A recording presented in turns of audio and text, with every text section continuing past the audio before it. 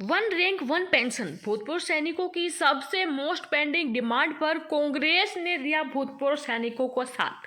पहली बार हजारों सैनिकों के साथ राहुल गांधी ने किया आंदोलन। नमस्कार दोस्तों, एक बार फिर से स्वागत करते हैं आप सभी का हमारे यूट्यूब चैनल पर। दोस्तों, राहुल गांधी कांग्रेस अध्यक्ष ने भूतपूर्व सैनिकों के समूह से मुलाकात करके उनकी पार्टी सैनिकों के साथ है और वन रैंक वन पेंशन के लिए प्रतिबद्ध है, उनके वादे को पूरा करेगी, ऐसी कसम खाता हूं मैं, ये कहा है। एक बार आप वीडियो में देखिए। फ्रॉम 1 जनवरी 86 की बजाय लिख दिया एज ऑन 1 जनवरी 86 और सारा गड़बड़ हो गई।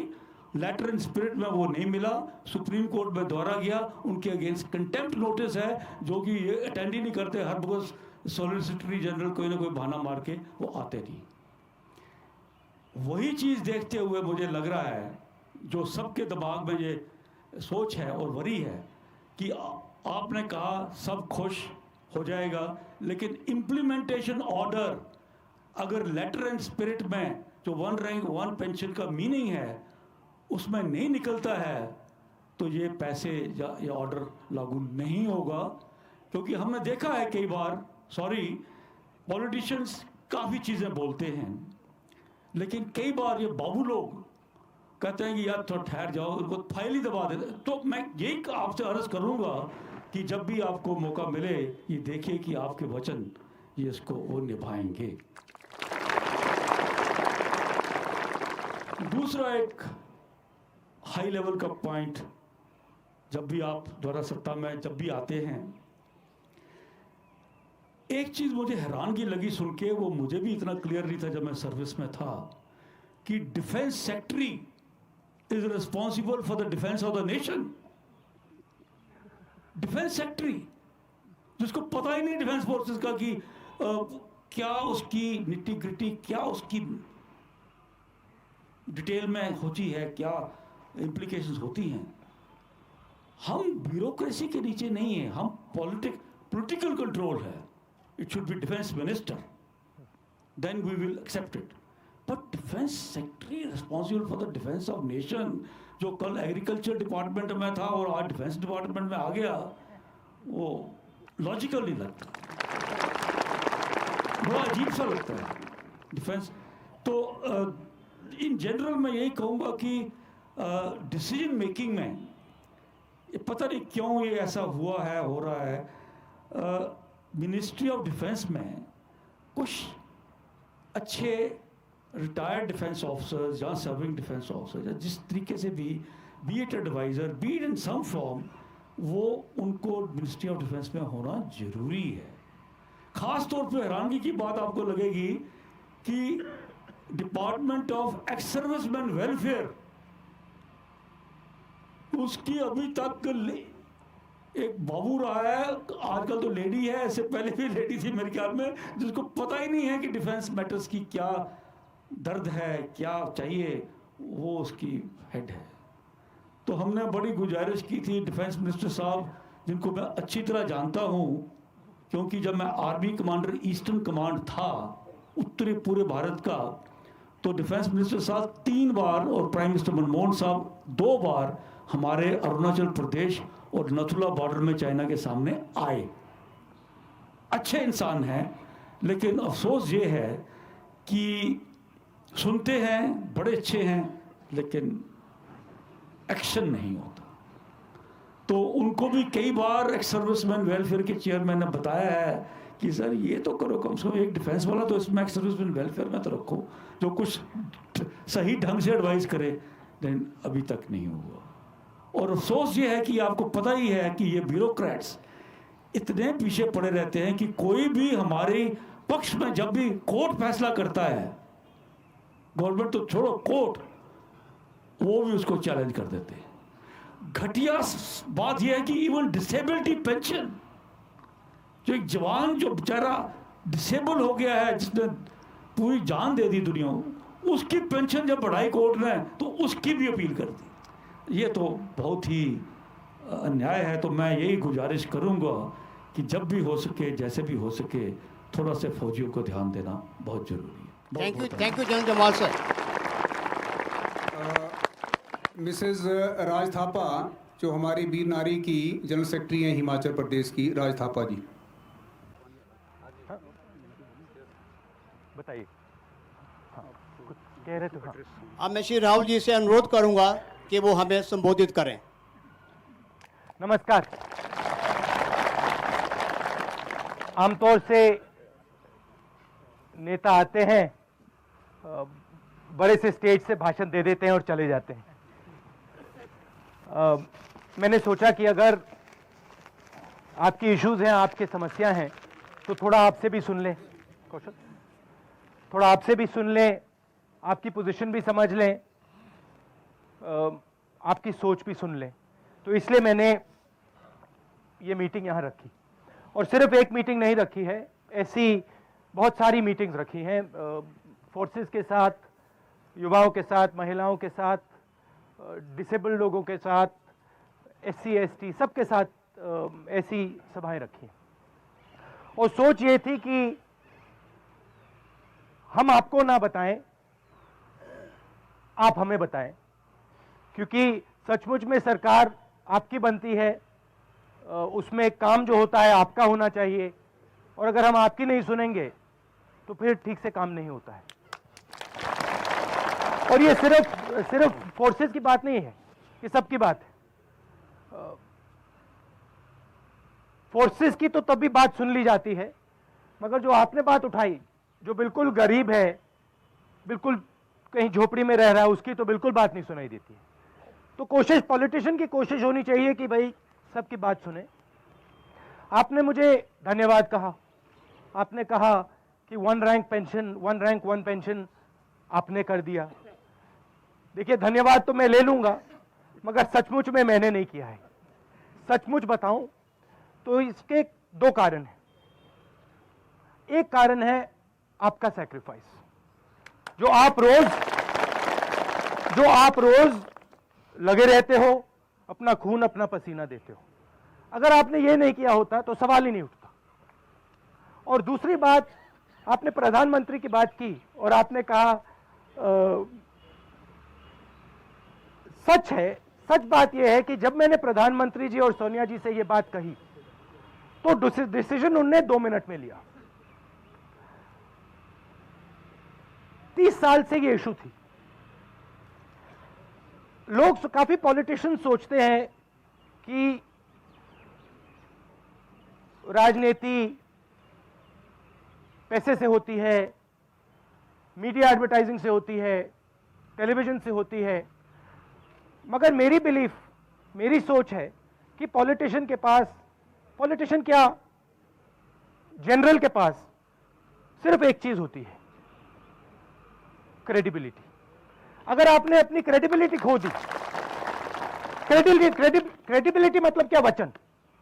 अगर आपने अपना वचन दिया और उसका कोई मतलब ही नहीं है, तो फिर आप ना पॉलिटिक्स कर पाओगे, ना आप किसी प्लेटून को चला पाओगे, ना आप किसी आर्मी को चला पाओगे, कुछ नहीं कर पाओगे। तो जब ये सवाल उठता है कि भाई लोग पॉलिटिशियन से खुश नहीं है, मेन कारण यही है कि बहुत सारे पॉलिटिशियंस अपनी क्रेडिबिलिटी 1 मिनट में खो देते हैं। आज वोट लेने के लिए कल का भूल जाते हैं और फिर अगली बार मार खा जाते हैं। मेरे पास सिर्फ एक चीज है, मेरे पास सिर्फ अपना वचन है और कुछ नहीं। और आप मेरे पिछले 10 साल का करियर देख लीजिए, मैंने एक वायदा नहीं किया है, एक सीरियस वायदा नहीं किया है, चाहे वो भट्टा परसोल की बात हो, चाहे वो न्यामगिरी की बात हो, चाहे वो 1 रैंक 1 पेंशन की बात हो, क्योंकि मैं जानता हूं कि फजूल के वायदे करने का कोई फायदा नहीं होता है। एक बार जैसे केनेडी जी ने कहा था, अंग्रेजी में बोल देता हूं, you can make a fool out of everyone once, you can make a fool out of some people all the time, but you cannot make a fool out of everybody all the time. तो मेरे लिए politics का मतलब credibility है, और मेरा शब्द है, मेरा वचन है, उसके बिना मेरे पास कुछ नहीं है, और मैं उसके बिना कुछ कर ही नहीं सकता हूं। जब आप मेरे पास आए थे, मैंने आपसे एक वायदा किया था कि देखिए, 1 रैंक 1 पेंशन में हम पूरा दम लगा देंगे। ये वायदा किया था। मैंने आपसे ये नहीं कहा था कि हम उसको कर देंगे। मैंने आपसे कहा था जो हमारे पास दम है वो लगा देंगे, और जो हमारे पास दम था वो हमने लगा दिया और काम हो गया।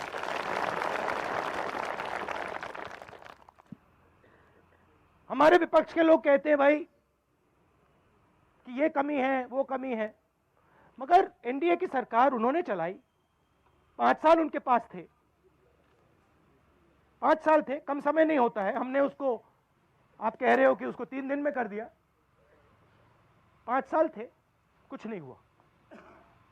तो कहना आसान होता है, करना, अगर आपको कुछ करना है तो मैंने पंजाब में कहा कि देखिए ये दिमाग का डिसीजन नहीं है, ये जो हमारी फौज है इस पर जो हम डिसीजन लेते हैं दिमाग से नहीं लेना चाहिए, दिल से लेना चाहिए। क्योंकि जब सिपाही, जनरल, आर्मी के लोग बॉर्डर पे खड़े होते हैं तो वो दिल से काम करते हैं। तो अगर वो दिल से काम कर रहे हैं तो हमें भी दिल से काम करना चाहिए।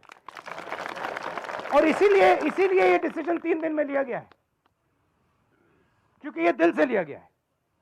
जब कोई दिल से काम करता है तो उसमें समय नहीं लगता है, सोचना नहीं पड़ता है, हो जाता है। तो ये हमारी सोच थी। आपने 2-3 चीजें कही हैं और बहुत गहरी चीजें कही हैं। आपने कहा कि ब्यूरोक्रेट्स और फौज के बीच में टेंशन है, और ये सच्चाई है। ये 1 रैंक 1 पेंशन का जो डिसीजन था, इसमें मुझे ये दिखा कि एक प्रकार से अलग अलग व्यवहार है। आपने कहा कि पे कमीशन में आपका रिप्रेजेंटेटिव होना चाहिए। मांगे मैंने सुन ली हैं, जो आपने कहा मैंने सुन लिया है, और मैंने अपने दिल में उसको डाल दिया है। मैं सिर्फ आपको एक वायदा कर सकता हूं, मैं बड़े बड़े वायदे नहीं कर सकता हूं। और जब मैं न्यामगिरी गया मैंने वही बोला, जब मैं भट्टा परसोल गया मैंने वही बोला, जब मनरेगा का काम हो रहा था तब भी मैंने वही बोला। नियत मेरी साफ है और मैं दिल से आपको पूरा अपना सपोर्ट दे सकता हूं। ऐसा टाइम आएगा जब मैं आपकी आसानी से मदद कर सकता हूं, और ऐसा भी टाइम आएगा जब आप मुझसे कुछ मांगोगे, ऐसा भी टाइम आएगा जब आप मुझसे कुछ मांगोगे और मैं शायद आपके लिए नहीं कर पाऊं। मगर आपको एक बात समझनी है कि दिल से मैं पूरी कोशिश करूंगा, 100% दिल से पूरी कोशिश करूंगा। क्यों करूंगा? क्योंकि मैं जानता हूं कि आप लोग दिल से और अपने खून से इस देश के लिए लड़ते हो।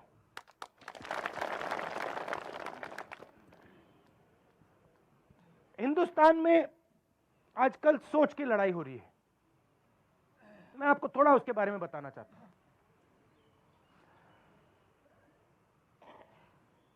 एक तरफ कांग्रेस पार्टी की सोच है, और कांग्रेस पार्टी की सोच हर हिंदुस्तानी की सोच है। जैसे आपने आर्मी की बात की, हम सोचते हैं कि भैया आर्मी को भी जगह मिलनी चाहिए, एयरफोर्स को भी उतनी जगह मिलनी चाहिए, नेवी को भी मिलनी चाहिए, ब्यूरोक्रेसी को भी मिलनी, सबकी सुनवाई होनी चाहिए।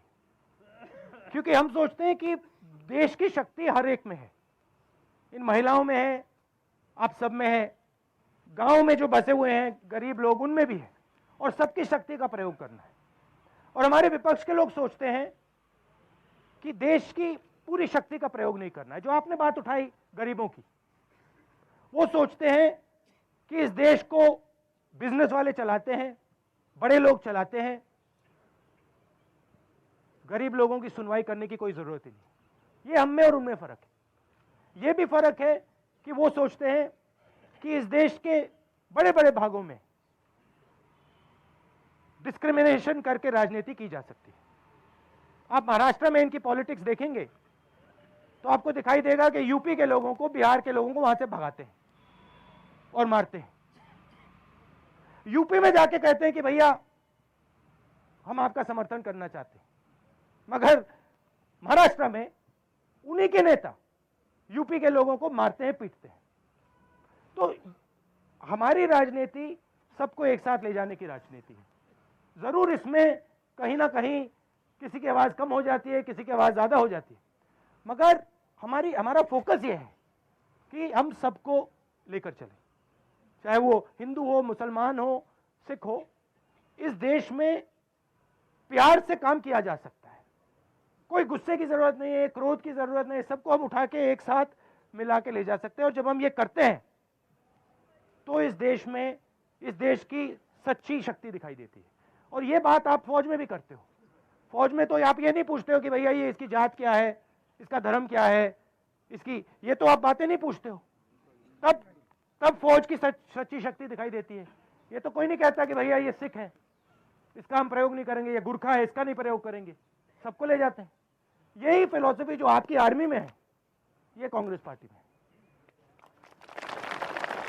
और आने वाले समय में हम क्या करना चाहते हैं, मैं थोड़ा सा बता देता हूं आपको। पिछले 10 सालों में हमने गरीबों के पैर के नीचे एक फर्श तैयार की है। रोजगार योजना, भोजन का अधिकार, राइट टू इंफॉर्मेशन, आधार, और 15 करोड़ लोगों को हमने गरीबी से निकाला है। और ये कोई छोटा काम नहीं। जिस स्पीड से इकोनॉमी चली है पिछले 10 साल में, इतिहास में कभी नहीं चली। आप मनमोहन सिंह जी बात कर रहे हैं, मगर उन्होंने इकोनॉमिक रेवोल्यूशन हिंदुस्तान में किया है पिछले 10 सालों में, एक बार 91 में और एक बार अब। और अब 70 करोड़ लोग हैं जो मिडिल क्लास के नीचे हैं और जो बीपीएल के ऊपर हैं, उनमें आप भी शामिल हो। और अब उन लोगों को हम मिडिल क्लास में डालने की कोशिश करना चाहते हैं। अगले 10 सालों में हम आपके बच्चों को रोजगार, मैन्युफैक्चरिंग में और शिक्षा के सिस्टम को बदलकर आपके बच्चों को हम, आपकी बच्चों की जनरेशन को हम मिडिल क्लास में एक बार डालना चाहते हैं। तो ये जो आपके ऊपर दबाव पड़ा रहता है, गरीबी का दबाव पड़ा रहता है, जो मुश्किलें होती है, वो हट जाए, ये हमारा लक्ष्य है। आपका मैं धन्यवाद करना चाहता हूं कि आप खासतौर से जो एक सर्विसमैन है जिन्होंने अपनी जिंदगी दी है हिंदुस्तान को, आपका मैं धन्यवाद करना चाहता हूं। अंत में आपको कहना चाहता हूं कि कोई भी बात हो, सीएम साहब तो आपकी मदद करते हैं, मगर कोई भी बात हो, मेरे दरवाजे आपके लिए खुले हुए हैं। तो दोस्तों, राहुल गांधी ने प्रधानमंत्री मोदी पर निशाना साधते हुए कहा कि उन्होंने सैनिकों के साथ धोखा किया है। कांग्रेस अध्यक्ष ने इस दौरान राफेल सौदे में हुई गड़बड़ी का भी जिक्र किया। उन्होंने कहा कि प्रधानमंत्री जी से कोई पूछे, यदि अनिल अंबानी को बिना कुछ किए 30,000 करोड़ रुपए दिए जा सकते हैं, तो फिर वन रैंक वन पेंशन योजना के लिए आप 8300 करोड़ रुपए जारी क्यों नहीं कर सकते हैं।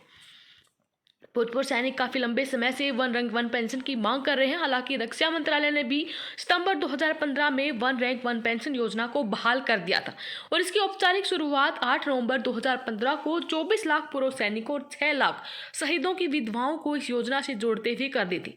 लेकिन कई पूर्व सैनिक केंद्र के वन रैंक वन पेंशन योजना के फॉर्मूले से सहमत नहीं है।